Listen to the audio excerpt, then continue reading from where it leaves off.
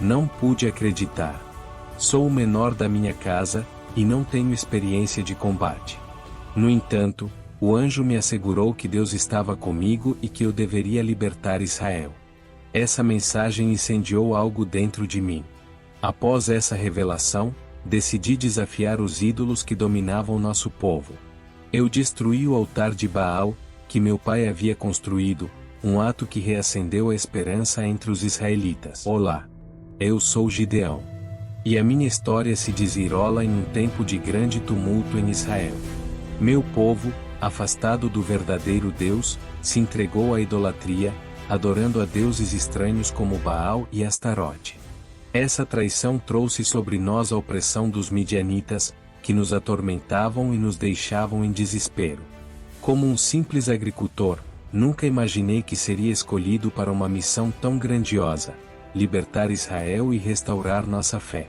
Em meio a dúvidas e medos, Deus me chamou para enfrentar essa tirania. A minha jornada não foi fácil, mas cada passo que dei foi guiado pela certeza de que a vitória viria dele. Neste vídeo, convido você a acompanhar minha luta contra a idolatria, as vitórias que surpreenderam até mesmo os mais céticos, e as lições que aprendi sobre fé e liderança.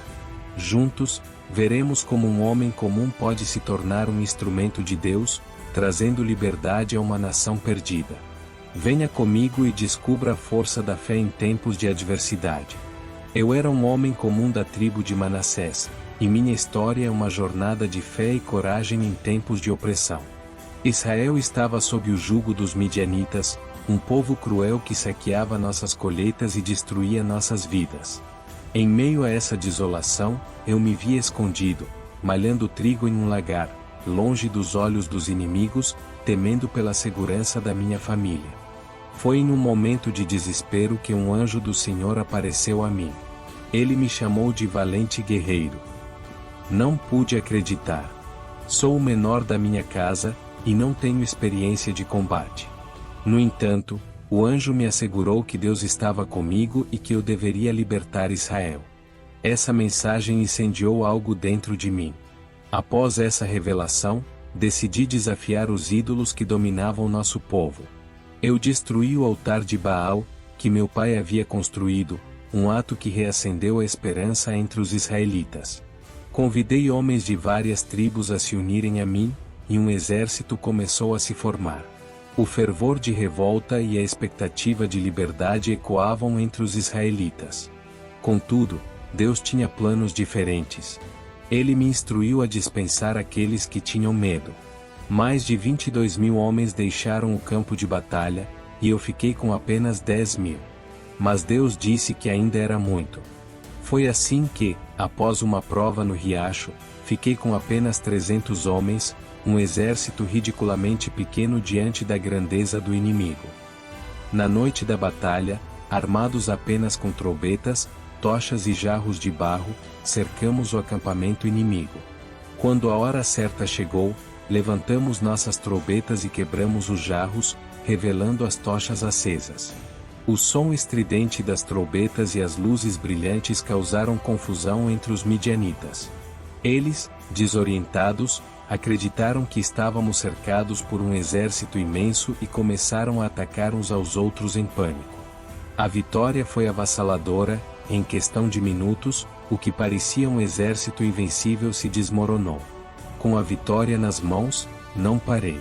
Zeba e Zalmuna, os generais midianitas, escaparam, e eu os persegui. A marcha foi exaustiva.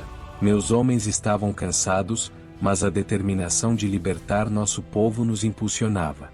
Chegamos a Sucote, onde pedi alimento e água, mas fomos recusados. A incredulidade do meu próprio povo doeu mais do que qualquer ferimento. Prometi voltar e punir aqueles que não nos ajudaram. Após dias de perseguição, finalmente cercamos Zeba e Zalmuna. Capturá-los foi um momento decisivo.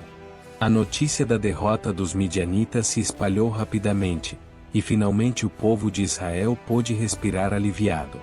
As colheitas podiam ser feitas sem ameaça constante de saqueadores, e as famílias retornaram das cavernas para suas casas. O retorno triunfante a Israel foi marcado por celebrações, mas também por um sentimento agridoce. O povo me pediu que eu reinasse sobre eles, mas recusei. O Senhor é quem deve reinar. No entanto, pedi que cada homem me desse um brinco de ouro dos despojos da guerra. Com aquilo, fiz um éfode, um símbolo da presença de Deus entre nós. Infelizmente, o éfode se tornou um ídolo, desviando o povo da verdadeira adoração.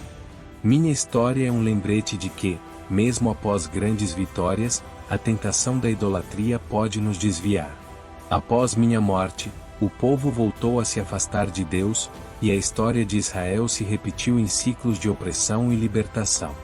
Minha jornada, de um homem inseguro a um líder forte, prova que Deus usa pessoas comuns para realizar feitos extraordinários.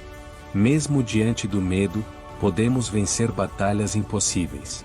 A história da nossa vitória contra os midianitas é um testemunho do poder de Deus. Quando me vi cercado pelo medo e pela opressão, não imaginava que poderia liderar um exército.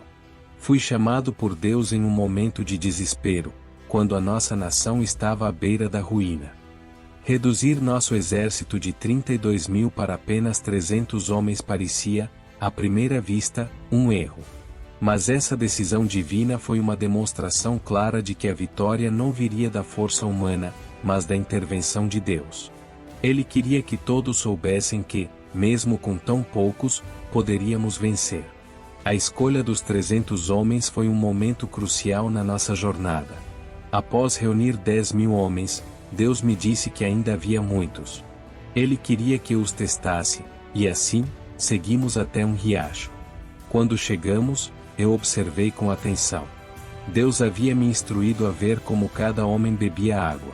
O primeiro teste começou. Aqueles que se agacharam e beberam diretamente da água foram dispensados. Eu vi muitos se abaixarem, sem pensar em nada além da sede.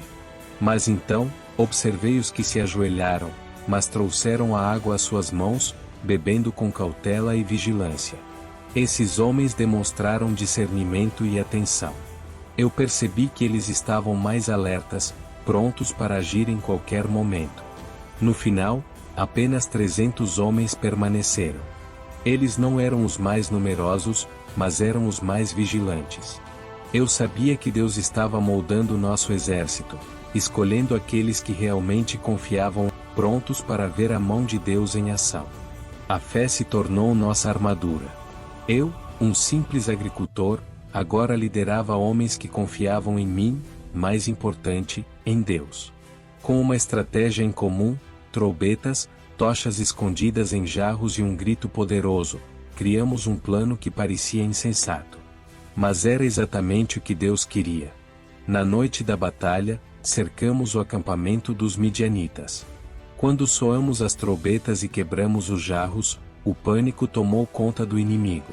Eles pensavam que estávamos cercados por um grande exército e começaram a atacar uns aos outros em sua confusão. Foi uma vitória que ninguém poderia imaginar, um verdadeiro milagre.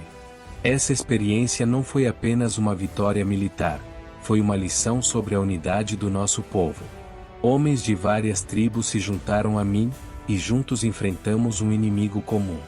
O que vivemos naquela noite reforçou a importância de estarmos unidos na fé e na luta por nossa liberdade. Além disso, essa vitória desafiou a idolatria que havia se infiltrado entre nós. Ao derrotar um inimigo tão poderoso, mostramos que nosso Deus é maior do que qualquer ídolo. Foi um chamado para voltarmos a Ele, reconhecendo sua autoridade e poder. Ao retornar, muitos me pediram que eu reinasse sobre eles. Mas eu recusei, afirmando que apenas o Senhor deve reinar. No entanto, pedi que cada homem me desse um brinco de ouro dos despojos. Com isso, fiz um éfode, um símbolo da presença de Deus em nosso meio. Infelizmente, o que começou como um memorial tornou-se um ídolo, e essa é uma dura lição que aprendemos. Minha história é um lembrete de que Deus pode usar pessoas comuns para realizar feitos extraordinários. Mesmo diante do medo, podemos vencer batalhas que parecem impossíveis. A verdadeira força vem do Senhor, e essa vitória foi apenas o começo de um caminho de fé que nos levará à liberdade e à restauração. A minha história é profundamente entrelaçada com a luta contra a idolatria que dominava Israel.